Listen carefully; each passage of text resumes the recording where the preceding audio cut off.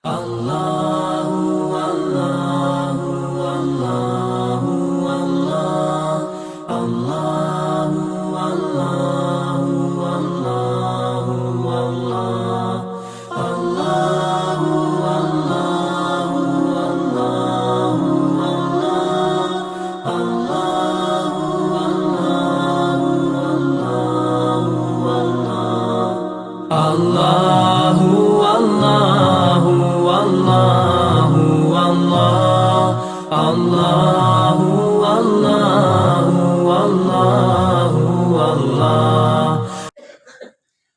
الحمد لله نحمده ونستعينه ونستغفره ونعوذ بالله من شرور أنفسنا ومن سيئات أعمالنا. من يهده الله فلا مضل له ومن يضلله فلا هادي له، وأشهد أن لا إله إلا الله وحده لا شريك له، وأشهد أن محمدا عبده ورسوله. يا أيها الذين آمنوا اتقوا الله حق تقاته ولا تموتن إلا وأنتم مسلمون. يا أيها الناس اتقوا ربكم الذي خلقكم من نفس واحدة وخلق منها زوجها وبث منهما رجالا كثيرا ونساء، واتقوا الله الذي تساءلون به والأرحام إن الله كان عليكم رقيبا. يا أيها الذين آمنوا اتقوا الله وقولوا قولا سديدا يصلح لكم أعمالكم ويغفر لكم ذنوبكم، ومن يطع الله ورسوله فقد فاز فوزا عظيما. أما بعد، فإن خير الحديث كتاب الله، وخير الهدى هدى محمد صلى الله عليه وسلم، وشر الأمور محدثاتها، وكل محدثة بدعة، وكل بدعة ضلالة، وكل ضلالة في النار. أعوذ بالله السميع العليم من الشيطان الرجيم من همزه ونفخه ونفثه. بسم الله الرحمن الرحيم. يا أيها الذين آمنوا لا تتخذوا اليهود والنصارى أولياء بعضهم أولياء بعض ومن يتولهم منكم فإنه منهم إن الله لا يهدي القوم الظالمين. رب اشرح لي صدري ويسر لي أمري واحلل عقدة من لساني يفقه قولي. سبحانك لا علم لنا إلا ما علمتنا إنك أنت العليم الحكيم. رب يسر ولا تعسر وتمم بالخير وبك نستعين يا فتاح رب زدني علما. محترم حاضرین کرام، ہر قسم کی تعریف و توصیف، حمد و ستائش، کبریائی اور بڑائی، تحمید، تمجید اور تسبیح اللہ رب العالمین وحدہ لا شریک لہ، خالق کائنات، مالک ارض و سما کے لیے لائق اور زیبا ہے۔ درود اور سلام نازل ہو اس دنیا فانی کی طرف بھیجے گئے تمام انبیاء اور رسول پر بالعموم، اور بالخصوص ہمارے نبی جناب محمد رسول اللہ صلی اللہ علیہ وسلم پر، اللہم صلی وسلم وبارک علیہ۔ حضرات گرامی، ایک مسلمان جب اپنی زبان سے لا الہ الا اللہ کا اقرار کر لیتا ہے تو اس کلمے کے اقرار کے بعد اس کے لیے کسی بھی طور پر یہ جائز ہی نہیں ہے کہ وہ معبودان باطلہ کو اپنے دل کے اندر رکھے، اور یہ بھی جائز نہیں ہے کہ جو معبودان باطلہ کی عبادت کرتے ہیں ان کی ہاں میں ہاں ملائے، ان کا تعاون کرے، ان کی مدد کرے۔ لا الہ الا اللہ کے اقرار کے بعد خالص اگر کوئی معبود ہمارے دل میں ہو، خالص اگر ہم کسی کی عبادت کریں تو وہ صرف اور صرف اللہ سبحانہ و تعالیٰ کے ساتھ، اور یہی کلمہ لا الہ الا اللہ کا وہ مطلب ہے جو ہمارے نبی جناب محمد رسول اللہ صلی اللہ علیہ وسلم نے صحابہ کرام کو بتایا تھا۔ اگر لا الہ الا اللہ کا یہ مطلب نہ ہوتا، لا الہ الا اللہ کا اقرار کر لو اور اس کے بعد معبودان باطلہ کی طرف جھکنا بھی جائز ہوتا، تو ابو جہل بھی مسلمان ہوتا، ابو لہب بھی مسلمان ہوتا، ابو طالب بھی مسلمان ہوتے، عتبہ بن ربیعہ بھی مسلمان ہوتا، عقبہ بن ابی معیط بھی مسلمان ہوتا، امیہ بن خلف بھی مسلمان ہوتا، کوئی بھی شخص اسلام سے پیچھے ہٹ ہی نہیں سکتا تھا۔ لیکن ان کو معلوم تھا، ابو جہل وہ واقعہ آپ نے سنا ہوگا، جب اللہ کے رسول صلی اللہ علیہ وسلم ابو طالب کے پاس آئے تھے اور کہہ رہے تھے قل یا عم لا الہ الا اللہ کلمۃ احاج لک بها عند اللہ، کہ چچا جان آپ لا الہ الا اللہ کہہ دیں، یہ ایک ایسا کلمہ ہوگا جس کلمے کو دلیل کے طور پر میں اللہ سبحانہ و تعالیٰ کے سامنے آپ کے لیے پیش کروں گا۔ وہاں پر ابو جہل موجود تھا۔ ابو جہل نے کیا کہا؟ اترغب عن ملت عبد المطلب، اے ابو طالب کیا آپ عبد المطلب کا دین چھوڑ دیں گے؟ کیا آپ ان کے دین کو اگنور کریں گے؟ کیا آپ ان کے دین سے اعراض کریں گے؟ صرف ایک جملہ ابو جہل نے کہا تھا۔ ابو طالب کے لیے صرف ایک جملہ ہی کافی تھا کہ انہوں نے اسلام قبول نہیں کیا، انہوں نے کلمہ لا الہ الا اللہ نہیں پڑھا۔ اگر کلمہ لا الہ الا اللہ پڑھنے کے ساتھ معبودان باطلہ کی طرف میلان جائز ہوتا تو ابو جہل یہ بات کہتا ہی نہیں، اور ابو طالب بھی اس بات کا انکار کرتے بھی۔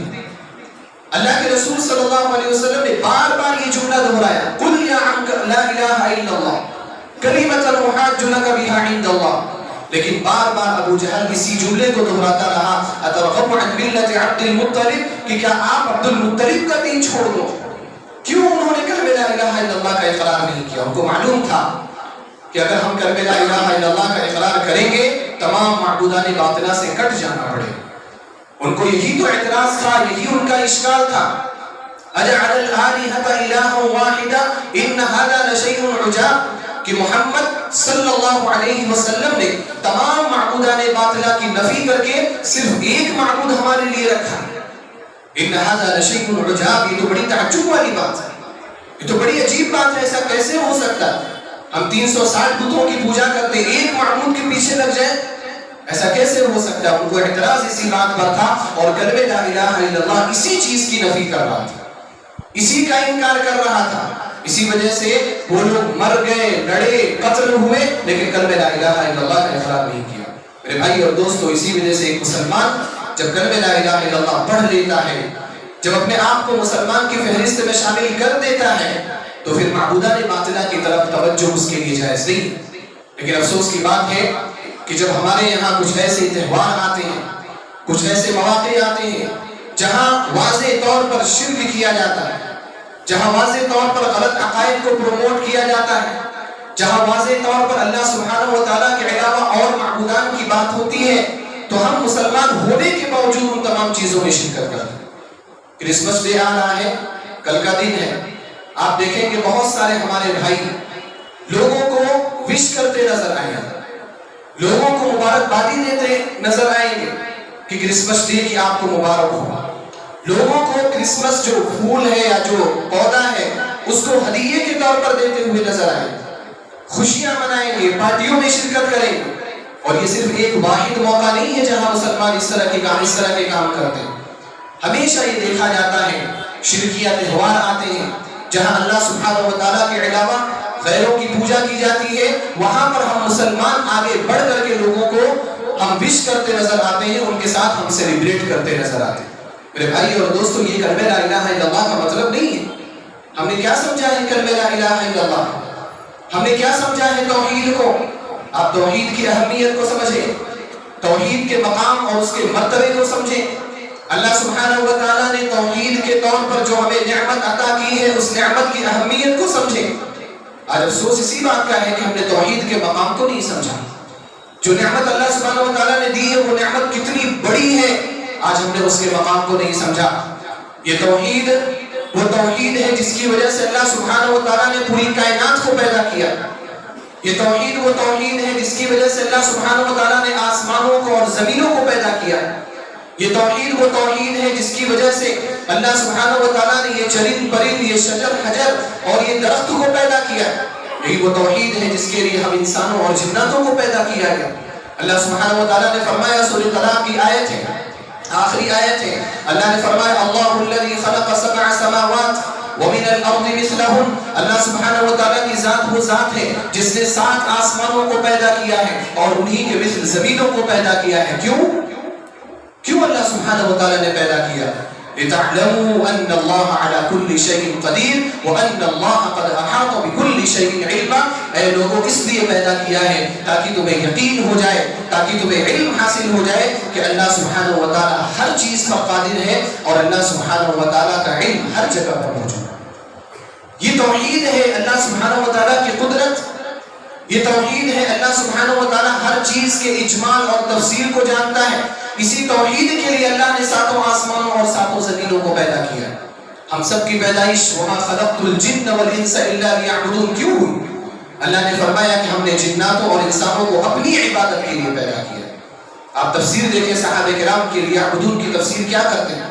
وَمَا خَلَقْتُ الْجِنَّ وَالْإِنسَ إِلَّا لِيَعْبُدُونَ أي لِيُوَحِّدُونَ۔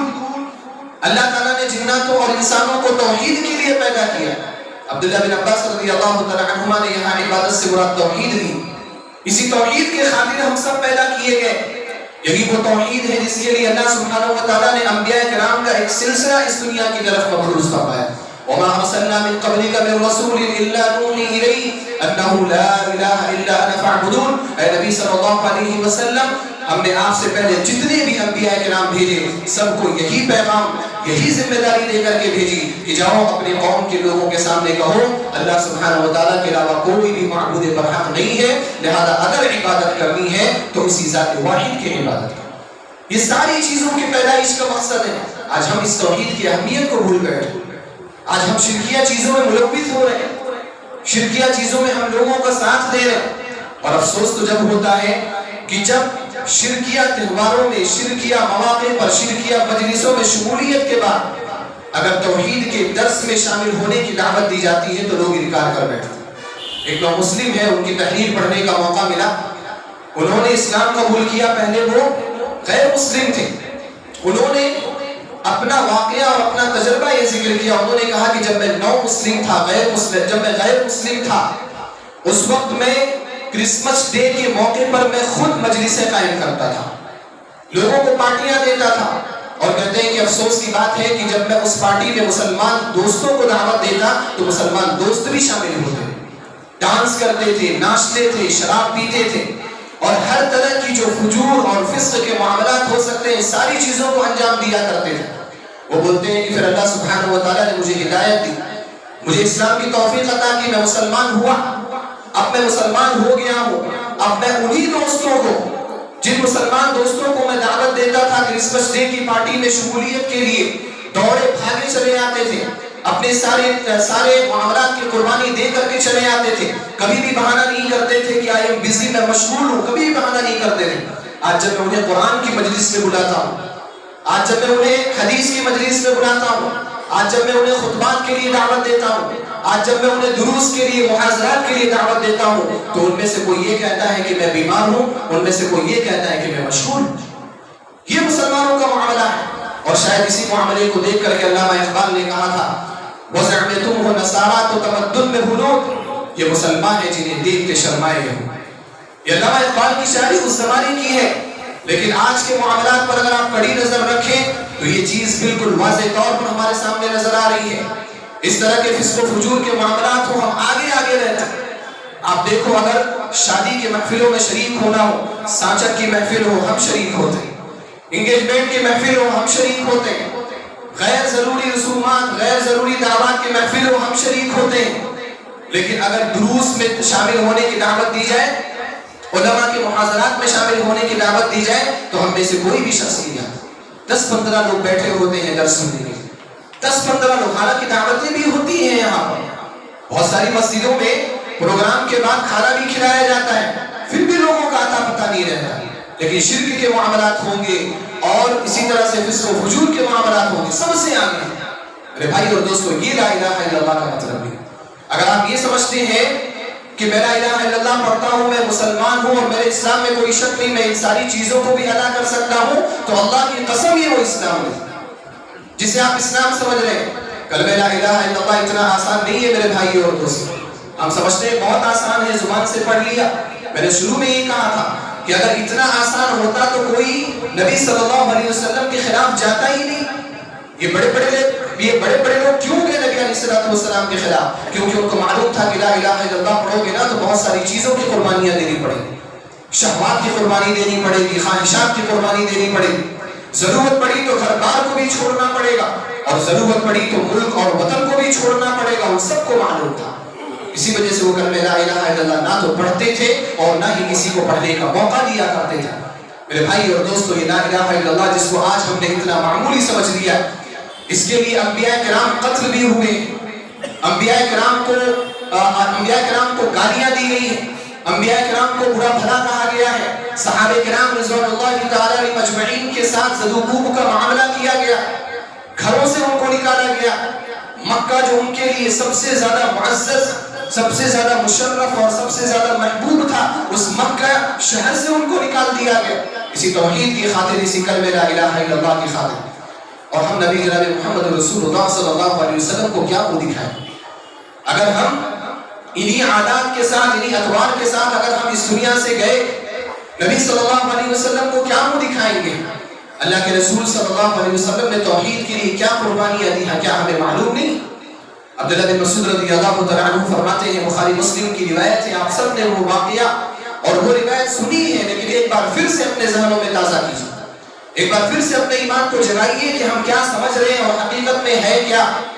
عبداللہ بن مسعود رضی اللہ تعالیٰ عنہ بیان فرماتے ہیں، مکی دور کا واقعہ ہے، ہجرت سے پہلے کا واقعہ ہے، اسلام ابھی شروع دور میں تھا، اسلام ابھی کمزور تھا، اللہ کے رسول صلی اللہ علیہ وسلم خانہ کعبہ میں آتے ہیں نماز پڑھنے کے لیے۔ عبداللہ بن مسعود رضی اللہ تعالیٰ عنہ اس واقعے کے عینی شاہد ہیں، اس واقعے کے عینی گواہ ہیں، فرماتے ہیں کہ میں وہیں پر تھا، میں دیکھ رہا تھا یہ سارے معاملات۔ آپ علیہ السلام آئے خانہ کعبہ میں عبادت کرنے، نماز پڑھنا شروع کیا، آپ نے قیام کیا، آپ نے رکوع کیا اور اس کے بعد سجدے میں چلے گئے۔ یہ اوباشوں کا، بدماشوں کا ایک گروہ خانہ کعبہ کے ایک گوشے میں بیٹھا ہوا تھا، اس میں ابو جہل بھی تھا، اس میں عقبہ بن ابی معیط بھی تھا، اور اس کے علاوہ سارے لوگ وہاں پر موجود تھے۔ جب نبی صلی اللہ علیہ وسلم سجدے میں جاتے ہیں، ان لوگوں کو ایک شرارت سوچتی ہے۔ ابو جہل کہتا ہے، تم میں سے کون ہے وہ جو فلاں قبیلے کے جانوروں کی لید اور ان کی اکڑیوں کو لے کر کے آئے اور اس شخص کے پیٹھ کے اوپر رکھ دے؟ اللہ کے رسول صلی اللہ علیہ وسلم سجدے میں تھے، آپ کا سجدہ بھی بڑا طویل ہوا کرتا تھا، ہم لوگوں کی طرح سے جلد بازی میں نماز ادا نہیں کیا کرتے تھے، ٹھونگے نہیں مارا کرتے تھے، کوے نہیں مارا کرتے تھے، آپ علیہ السلام سجدے میں تھے، طویل سجدہ تھا۔ ایک شخص کھڑا ہوا، عبداللہ بن مسعود رضی اللہ تعالیٰ عنہ بیان فرماتے ہیں، فَانْبَعَثَ أَشْقَى الْقَوْمِ، قوم کا جو سب سے بدبخت انسان تھا وہ کھڑا ہوا، اور وہ سب سے بڑا بدبخت انسان تھا کون؟ یہ عقبہ بن ابی معیط تھا۔ وہ کھڑا ہوتا ہے اور ابو جہل نے جو بات کہی کہ فلاں قبیلے کے پاس جاؤ، وہاں جانور ذبح ہوا ہے، اس کی اکڑیوں کو اور اس کی لید کو لے کر کے آؤ، وہ جاتا ہے اور لے کر کے آتا ہے اور نبی صلی اللہ علیہ وسلم کے دونوں کندھوں کے درمیان آپ کی پیٹھ کے اوپر رکھ دیتا ہے۔ اتنی گندی چیز، غلاظت والی چیز، جس کی بدبو بھی ہم پسند نہیں کرتے، بہت سارے لوگ ہم میں سے اس کو کھانا بھی نہیں پسند کرتے، حالانکہ وہ حلال نہیں پسند کرتے، اس کی بدبو کی وجہ سے، جانتے ہیں کہ حلال ہے پھر بھی نہیں کھاتے۔ غلاظت والی چیز کس کے پیٹھ پر رکھی جا رہی ہے؟ نبی جناب محمد رسول اللہ صلی اللہ علیہ وسلم کی پیٹھ پر رکھی جا رہی ہے۔ آپ علیہ السلام سجدے میں تھے، اتنے میں وہ لوگ اس چیز کو دیکھ کر کے اتنا خوش ہوئے، عبداللہ بن مسعود رضی اللہ تعالیٰ عنہ بیان فرماتے ہیں کہ ہنسی کے مارے ایک دوسرے کے اوپر وہ گرنے لگے۔ عبداللہ بن مسعود رضی اللہ تعالیٰ عنہ مسلمان تھے، آپ کا دل گڑ رہا تھا، آپ تکلیف میں تھے، لیکن فرماتے ہیں لو کان لی منع، میرا کوئی وہاں پر قبیلہ نہیں تھا، مجھے کوئی دفاع کرنے والا نہیں تھا، میرا کوئی وہاں پر میرا کوئی ساتھ دینے والا نہیں تھا، ورنہ میں ان کو روکتا، ان کو میں منع کرتا، میں کرتا بھی کیا؟ وہ غلام خاندان سے تھے، وہ غلام تھے، ان کے والد بھی غلام تھے، ان کی ماں بھی غلام تھی، اب وہ وہاں پر قریش جیسے بڑے قبیلے سے لڑائی بول نہیں سکتے تھے۔ عبداللہ بن مسعود رضی اللہ تعالیٰ عنہ نے کہا کہ میں ایسے دیکھتا رہا، اتنے میں حضرت فاطمہ رضی اللہ تعالیٰ عنہ آتی ہے اور نبی صلی اللہ علیہ وسلم کی پیٹھ مبارک سے وہ غلاظتوں کا جو بوجھ تھا، وہ لید کا، اکڑیوں کا جو بوجھ تھا، حضرت فاطمہ رضی اللہ تعالیٰ عنہ اس کو اپنے ہاتھوں سے دور کر دیتے۔ میرے بھائی اور دوستو، یہ تکلیف کیوں نبی علیہ السلام نے برداشت کی؟ آپ جانتے ہیں آپ کی شخصیت کیا تھی؟ آپ تو امین تھے، آپ تو صادق تھے، آپ کا ایک وقار تھا، آپ ایک سنجیدہ شخصیت تھے۔ جب اسلام کی دعوت آپ نے لوگوں کے سامنے نہیں رکھی تھی، لوگ آپ کے لیے گردن کٹانے کو بھی تیار تھے۔ یہ ابو جہل وغیرہ، یہ ابو لہب وغیرہ نبی صلی اللہ علیہ وسلم سے بہت امیدیں لگا کر کے بیٹھے ہوئے تھے، یہ خاندان کا نام روشن کرے گا، یہ خاندان کو آگے لے کر کے جائے گا۔ خاندان کا نام روشن تو کیا لیکن ان کے طریقے پر نہیں کیا، اللہ سبحانہ و تعالیٰ کی رضا کے طریقے پر کیا۔ یہ نبی علیہ السلام نے ان سے لڑائی کیوں بولی؟ کیوں یہ معاملہ آیا کہ آپ علیہ السلام کے ساتھ یہ معاملہ کیا جائے؟ لا الہ الا اللہ کا میٹر ہے، یہ لا الہ الا اللہ کا معاملہ ہے، یہ توحید کا معاملہ ہے جس کو آج ہم نے معمولی سمجھا ہوا۔ میرے بھائی اور دوستو، اس کی اہمیت کو سمجھیں۔ صحابہ کرام کے واقعات آپ کے سامنے، عمار بن یاسر رضی اللہ تعالیٰ عنہ کی جو پوری فیملی ہے، پوری فیملی کو ٹارچر کیا گیا۔ ان کے والد یاسر رضی اللہ تعالیٰ عنہ کو، ان کی والدہ حضرت سمیہ رضی اللہ تعالیٰ عنہ کو، اور خود عمار بن یاسر رضی اللہ تعالیٰ عنہ کو اتنا ٹارچر کیا گیا، جکڑ دیا گیا، ان کو قید کر لیا گیا۔ کہا گیا کہ جب تک تم نبی جناب محمد رسول اللہ صلی اللہ علیہ وسلم کو برا بھلا نہیں کہو گے، اور جب تک لات اور عزا کی تعریف نہیں کرو گے، جب تک ہم تمہارے بندھنوں کو نہیں کھولیں گے، تمہاری بیڑیوں کو ہم نہیں کھولیں گے۔ عمار بن یاسر رضی اللہ تعالیٰ عنہ مجبور ہوئے اور انہوں نے کلمہ کفر کہا، نبی صلی اللہ علیہ وسلم کو بھی برا بھلا کہا، لات اور عزا کی بھی تعریف کی، لیکن جب بندھن کھلے تو دل جکڑ گیا۔ کس اعتبار سے دل جکڑا؟ کہ اب میں نبی صلی اللہ علیہ وسلم کو کیا منہ دکھاؤں گا؟ بھاگتے ہوئے نبی صلی اللہ علیہ وسلم کے پاس آئے اور کہا کہ اللہ کے رسول صلی اللہ علیہ وسلم، یہ معاملہ ہے، میں تو سمجھ رہا ہوں کہ میں کافر ہو گیا، میں نے بہت بڑا گناہ کر لیا۔ اللہ کے رسول صلی اللہ علیہ وسلم نے فرمایا کیف تجد قلبک، اپنے دل کو تم کیسا پاتے ہو؟ تمہارے دل کی حالت کیا ہے؟ کیا تمہارے دل کے اندر ایمان ہے یا نہیں ہے؟ عمار بن یاسر رضی اللہ تعالیٰ عنہ نے کہا مطمئن بالایمان، میں ایمان پر مطمئن ہوں، میرا دل مومن ہے، میرے دل میں ایمان کی محبت ہے۔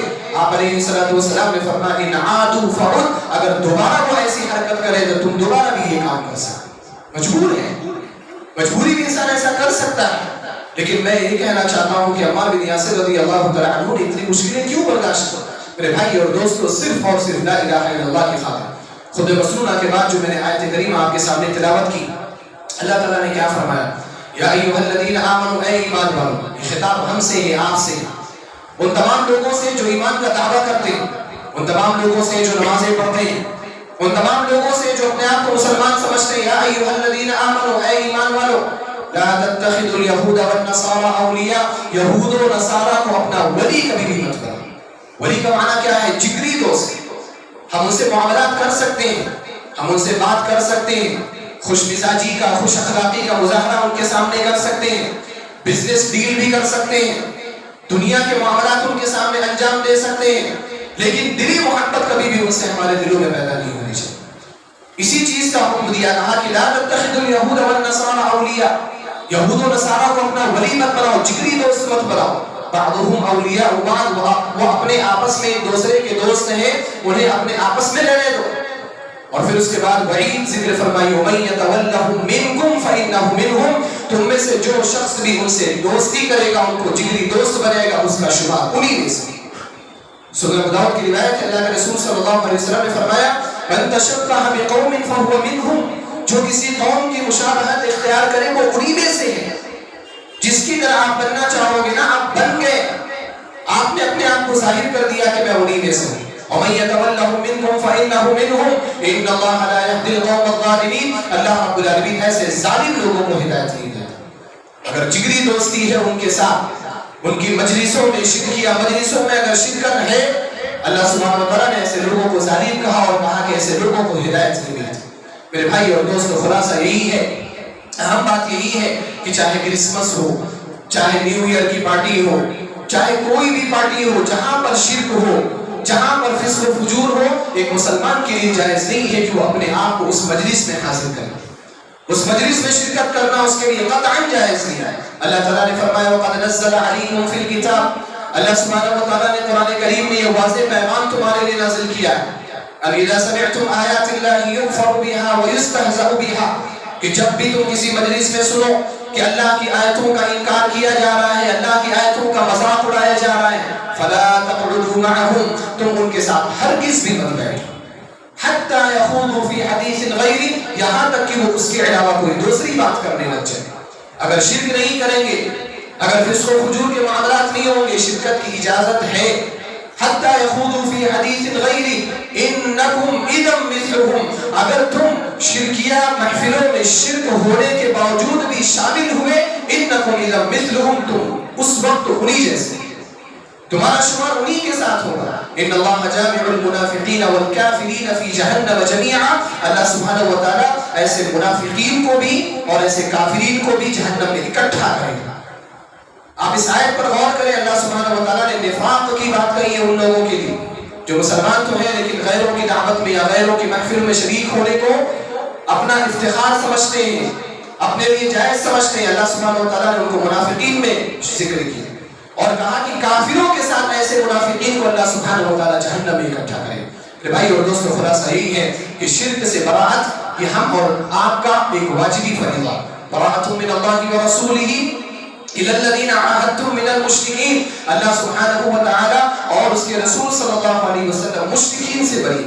ایک مسلمان کا تعلق شرکیہ معاملات سے کبھی بھی نہیں ہو سکتا. کلمہ لا الہ الا اللہ پڑھنے والے کا تعلق شرکیہ معاملات سے کبھی بھی نہیں ہو سکتا. لہذا ہمیں ان چیزوں سے دور رہنا چاہیے، اپنے ایمان کی حفاظت کرنی چاہیے، اپنے عقیدے کی حفاظت کرنی چاہیے، اپنے توحید کی حفاظت کرنی چاہیے، اور ایمان اور عقیدہ جیسی جو نعمت اللہ سبحانہ و تعالیٰ نے ہمیں عطا کی ہے اس کی اہمیت کو سمجھنا چاہیے. میں اللہ سبحانہ و تعالیٰ سے دعا کرتا ہوں کہ رب العالمین تو ہم سب کو اس بات کی توفیق عطا فرما کہ ہم توحید کے مقام اور مرتبے کو سمجھیں. الہ العالمین ایمان کی عظمت اور اس کی محبت ہمارے دلوں میں بیٹھا دے. الہ العالمین تو ہمیں شرک اور شرک کے تمام اسباب سے محفوظ فرما. الہ العالمین ہمیں توحید اور توحید کے تمام اسباب کو اختیار کرنے کی توفیق عطا فرما. الہ العالمین جو ہم سے گناہ ہو چکے، چاہے وہ شرک کے تعلق سے ہو چاہے اس کے علاوہ کسی اور تعلق سے ہو، الہ العالمین ان تمام کی مغفرت فرما. الہ العالمین تو ہمارے صغیرہ گناہوں کی بھی مغفرت فرما، ہمارے کبیرہ گناہوں کی بھی مغفرت فرما. الہ العالمین جو لوگ اس دنیا سے جا چکے اہل توحید ہیں ان کی مغفرت فرما، ان کے قبر کو منور فرما، ان کو جنت الفردوس میں داخلہ عطا فرما. ہم جو اس دنیا کے اندر زندہ ہیں فطروں سے محفوظ فرما، بیمار ہیں ان کی شفایابی عطا فرما، مقروض ہیں ان کے قرض کی ادائیگی ان کی مدد فرما، معاشی طور پر پریشان ہیں الہ العالمین ان کے معاش کو درست فرما. الہ العالمین ہم سب کو ایمان اور اسلام پر زندہ فرما، اور جب ہمارا خاتمہ ہو لا الہ الا اللہ محمد رسول اللہ پر ہو. آمین. وآخر دعوانا ان الحمد للہ رب العالمین.